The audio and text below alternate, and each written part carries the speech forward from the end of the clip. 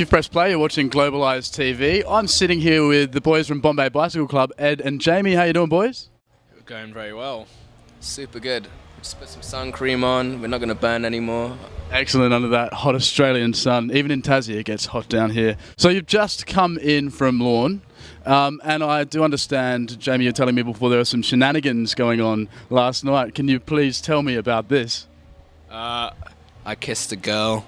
That was about it.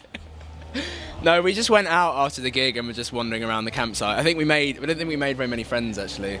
Oh, we lost fans all over the place. Whenever we actually leave the backstage area, we normally lose fans. And so you woke up this morning with mysterious photographs in your phone of people you've never met before. Oh, yeah, so we were going around the arena, and when people were asking for photos, instead I just took photos of them. To make them feel awkward, and it did. And so, live on the road, like, you guys are in each other's pockets for extended periods of time. Are there any hissy fits or anything like that from anyone? Oh yeah, you fight over the stupidest things. We fight over just like someone will be like, me and Ed will fight a lot about whether something's true or not. Being like, no, Australia doesn't get as hot as 50 degrees Celsius. And we're like, yes, it does. And then we have to look it up on Wikipedia to like settle it. But we've actually just had like 2 months off, so we're kind of like falling in love again, all of us, with one another. Which is very important when you are travelling together. But who's the biggest diva? Who's the most demanding out of the lot? Ooh, that's Seren, our drummer. He's a big diva. He requires some special things to play on stage. Wow, that's good to know. And so anyway, last year, this year actually, I'm getting ahead of myself, it's not your years yet. You played the Olympic closing ceremony alongside Blur, New Order, and you've got a worldwide audience watching you and the Queen and her family in the little box staring down at you. The pressure, they weren't there, they missed your gig. Lizzie. I'm sure Kate and Pippa were there. But, you know, like that kind of pressure, how do you prepare for that? I didn't. It was weird because we'd been away for the whole of the Olympics in America, and then we got back and everything was like, and before we'd gone, everyone was being so down about it, like, oh, it's going to be really bad, no one's going to get into it. And then we got back and there was just this like frenzy, particularly because Australia got no medals as well, and the UK obviously got a lot, and so yeah, we kind of weren't expecting it. And then the gig was quite strange because it kind of felt like a lot of heritage acts with like the Specials and New Order and Blur, and then we were kind of the token young band. They just saw our fresh shot and decided to book us on that, I think, the young faces. And then they were horribly disappointed when they saw our haggard faces after a year of touring. We didn't fit the bill at all. Oh, I'm sure they weren't. But on the topic of pressure, NME love you. In 2010, you were given the Best New Band Award. And you're competing against the XX and Mumford & Sons. How did that feel? We didn't actually expect to win at all. Like, really didn't expect to win at all. So we were doing a drinking game for the rest of the night before we went up to get the award. So we all went up pretty pissed, really. And I remember Jack just thanking his grandma. And then we had to do the kind of red carpet of interviews afterwards. And there's some good YouTube footage of me being interviewed.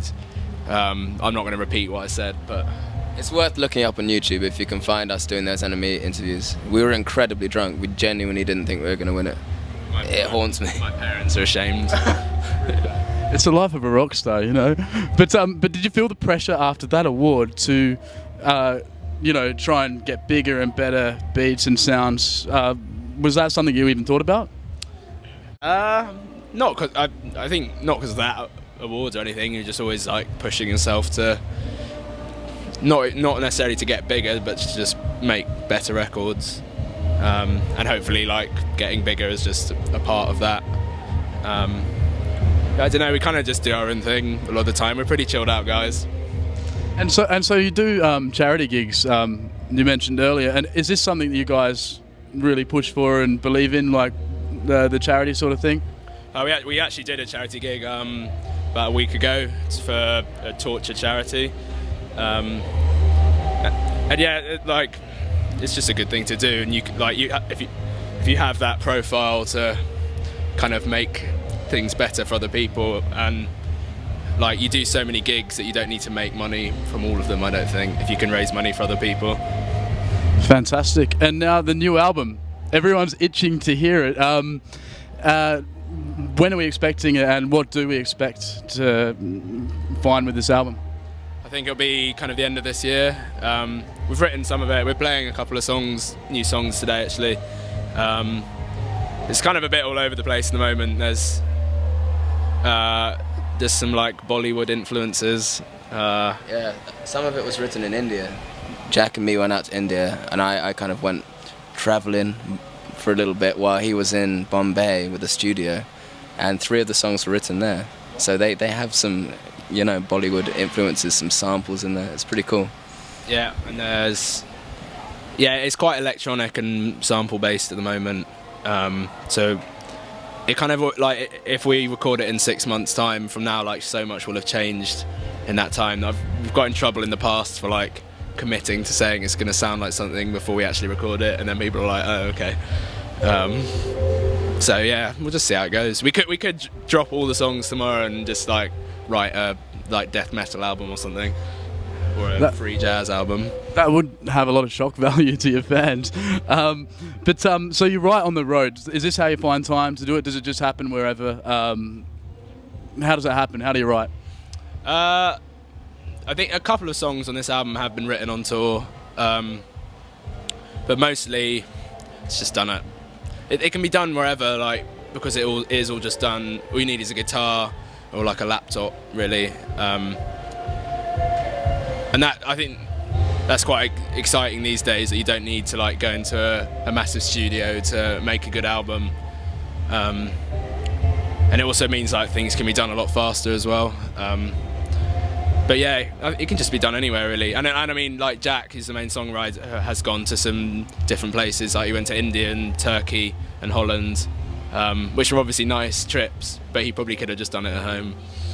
So India, did you do that road up to the Himalayas? Did you have a chance to do that, where you go up the side of the mountain? I actually went down south, and then Jack went to, do you know, Varanasi for a little bit. So we didn't actually go into the north at all, but I'm intending to go back as soon as I can. I can't get enough. Do you know, once people go, they just continue going back, and they get so addicted to it. Now, your album, A Different Kind of Fix, it's almost like a journey. It goes up and down, and every song has its place, and it's in a... To the average punter, you'd think it was perfectly placed like that. Was that intentional, or did you actually... Was it the stars aligned and it just fell into place perfectly?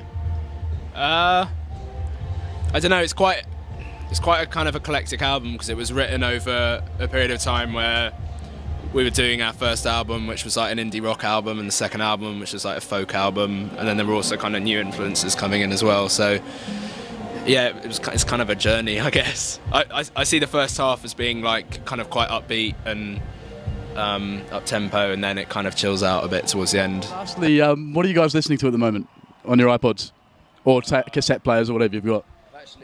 I've been listening to that new Tame Impala album quite a lot, and they're from Australia. It's one of the best albums I've heard in a long time, actually. I think it's fucking good. I've been kind of having my faith reaffirmed in hip hop again, because there's stuff like Joey Badass, his mixtape I really like. So yeah, I'd recommend that. It's a good summer album. Fantastic. Well, boys, thank you very much for talking to Globalize TV today, and enjoy the rest of your tour, and hopefully you have a few more cheeky stories at Marion Bay. I hope so. Oh, yes, of course. Thank you. You're watching Globalize TV. I'm Jonno Hyde. Sorry.